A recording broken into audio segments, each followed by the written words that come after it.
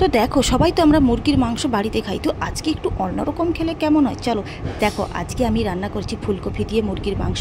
তো কেমন হলো একবার জানিও তোমরা। আর এইখানে দেখতে দেখো পুরো হোটেলের মতো লাগছে, লাল লাল আর ঝালঝাল। আর এইখানে খেয়ে ছেলের মুখের রিয়াকশানটা দেখো, জাস্ট ওয়া।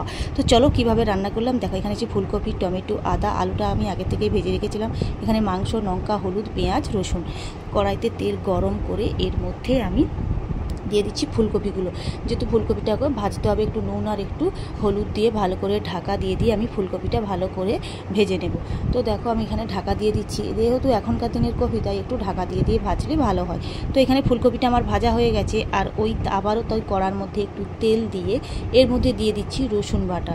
তো রসুনটাকে ভালো করে ভাজার পর এরপরে দিয়ে দিচ্ছি পেঁয়াজটাকে ভালো করে ভাজতে হবে। তার মধ্যে আমি একটু লবণ দিয়ে দিচ্ছি পেঁয়াজের মধ্যে, যাতে পেঁয়াজটা তাড়াতাড়ি একটু নরম হয়ে যায়। তো তারপরে দিয়ে দিচ্ছি লঙ্কা, হলুদ আর আদা।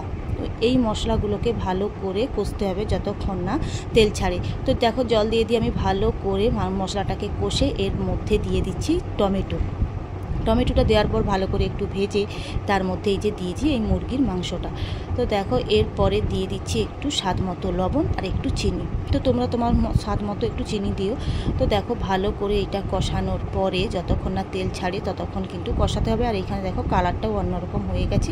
এর মধ্যে তারপরে আমি দিয়ে দিচ্ছি আলুগুলো দিয়ে জল দিয়ে এই যে একটু ফুটে গেলেই তারপরে এই যে ভেজে রাখা ফুলকপিগুলো দিয়ে বেশিক্ষণ ফোটাবো না, যেহেতু অল্প ফুলকপিগুলো নরমই হয়ে গেছে, তাই জন্য একটু অল্প করে ফুটিয়ে এখন এই যে নামিয়ে নিয়েছি। তো দেখো এইখানে আমি নামিয়ে নিয়েছি। আর রান্নার সঙ্গে সঙ্গে ছেলে বলছে, মা আমাকে একটু আগে দিয়ে দাও। তো দেখো এইখানে ওকে এই যে প্লেটে করে একটা ফুলকপি, আলু আর 2 পিস মাংস দিয়েছি। ও খেয়ে বলছে জাস্ট ওয়াও মা, খুব সুন্দর হয়েছে। আর এইখানে ওর মুখের একবার দিকে তাকিয়ে দেখো, বলে খুবই ভালো লাগছে। তো তোমরাও কিন্তু পারলে বাড়িতে বানিয়ে খেও এবং ভালো লাগলে একটা কমেন্ট করে যেও। চলো টাটা।